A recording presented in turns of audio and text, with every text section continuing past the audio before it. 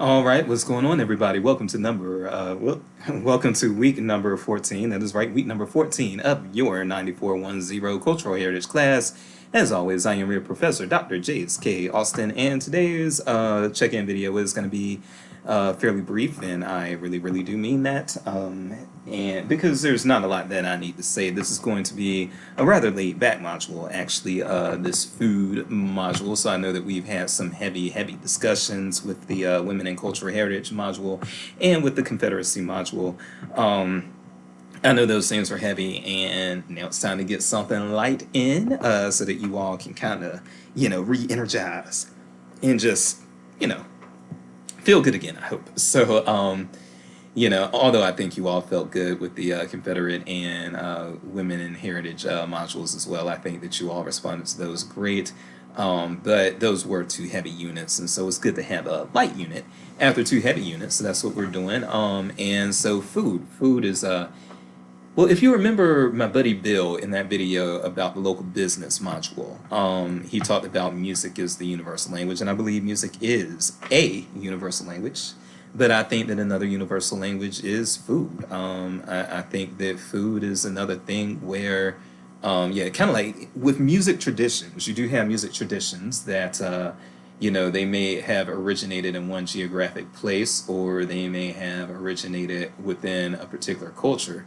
But then those musical traditions, they go on to spread across other geographies, and they go on to influence other cultures, and they take influences from other cultures. And I would say that the same is true with food, and that's why I would call food another universal language. I don't see how anyone can argue that.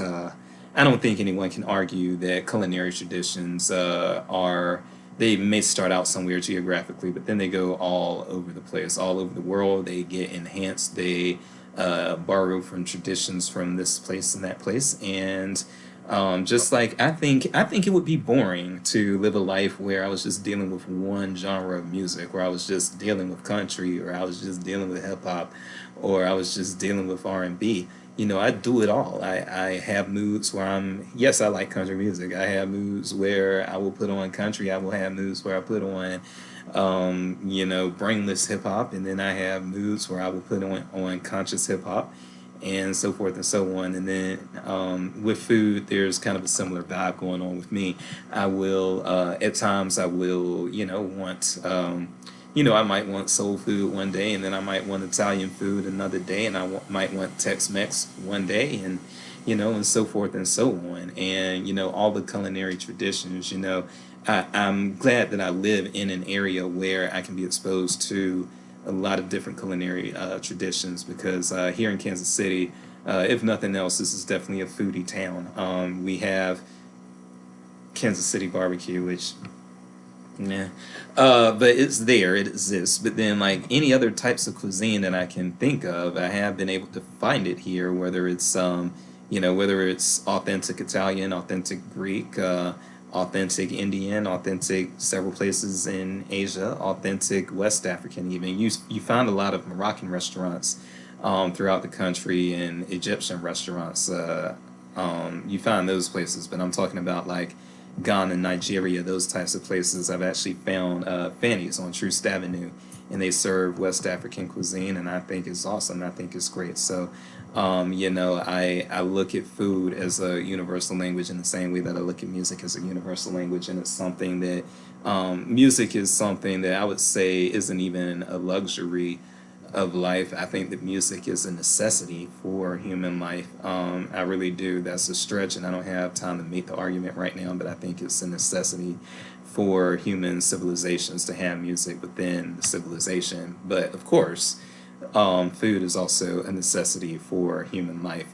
But I do think that we could probably, truthfully, the human race could probably exist on a very limited diet, but we have a very expansive diet. And that is, I think, the result of using food not just to stay alive. We're not just like bugs that just eat to stay alive. We are actually, I think that we go beyond that, and I think a lot of other animal species go beyond that, and they use food to actually, to enjoy life as a celebration, as a reward. I've got a little Yorkie right now who she loves treats and everything, and she's a bad girl. But I swear, she you give her a treat, and it's not just about nourishment for her; it's about joy, and you can definitely see that. And so that's why I like this unit. Now, I do want to say one thing that I care about, since a lot of you have been exposed to that awful Kansas City barbecue, and I'm sorry, but these are like when I talk about my heritage with uh,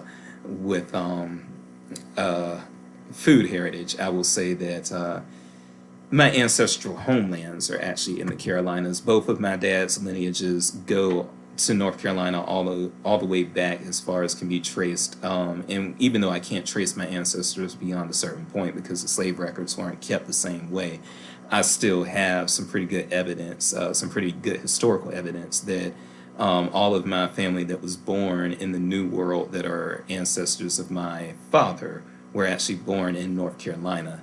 And then with my mom's heritage, those are also distinct as far as I've got some pretty good evidence that her maternal line, goes all the way back to Virginia's Northern Neck, back to the 1700s, and I've got some pretty reasonable, I shouldn't say solid, but reasonable belief that my mom's paternal line is from the Edgefield, South Carolina area and had been at least since the founding of the nation. But my other three grandparent lineages go beyond the founding of the nation, prior to the founding of the nation. So that is that. So when I talk about that, one thing that I want to say is, yeah, the Carolinas are really my New World ancestral homelands. And so there's a lot of heritage tied into North Carolina, not North Carolina, but into the Carolina barbecue styles. And this is an overgeneralization, but really, to keep it basic, there are four distinct Carolina barbecue styles. I grew up in northeastern North Carolina, and so I grew up on that vinegar and pepper style with pulled pork, and that is my favorite style. But a close second would actually be that when you go to Columbia, South Carolina, which is where I got my PhD, you can get that mustard style from a lot of places. And the mustard style, I know people are like, mustard barbecue, that sounds terrible. It is, trust me, Carolina Gold is awesome. It's great stuff if people know how to make it. And then you can also Google South Carolina hash and rice. I just want to warn you, if you ever want to try hash and rice, I would recommend that you not Google before you try it. You should not Google to find out what's in it before you try it. I'm just gonna say it like that. It tastes great, and then once I found out what was in it, I was like, eh. But by that point, I had already had it, and I was like, oh well. But let me just say also, if you're eating hot dogs, then you're not necessarily eating the choice cuts of meat most of the time. Ketchup-based barbecue is in a small section of South Carolina that I've never really lived in, and I haven't really had much exposure to that. But the light tomato sauce of Western North Carolina, that's prevalent in Winston-Salem, where I used to live, and I enjoy that too, but not as much as my home style. So within the Carolinas, we do have a rivalry of which styles are better, but I would definitely say that I prefer any of the Carolina styles to Texas brisket, into the KC barbecue styles. Memphis does its thing, but we beat Memphis as well. Everything's finer in Carolina. That there is historical. I'm not going to bore you with it myself. If you want to look it up, you can. It's actually pretty easy to Google. But there are distinct heritages and distinct historical records as to how we got the Carolina styles that we do have. So that's pretty awesome to know. A lot of these traditions that we have in the Carolinas, they originate from Germany or in certain parts of Appalachia or things like that. And so, it's pretty neat to actually delve into that. And I would encourage you to delve into the history of food and culinary arts where you were from or places that you care about. So with that said, we will manage to keep this under 10 minutes. So I am Dr. Jace. Peace and grace. I love you guys. I'm actually pretty sad that the class is about to end because you all have been awesome, and it is because of you all that I made that this class has been good. But I thank you for your participation. Peace and grace, and I'm out. I will see you next week for our final check-in bit.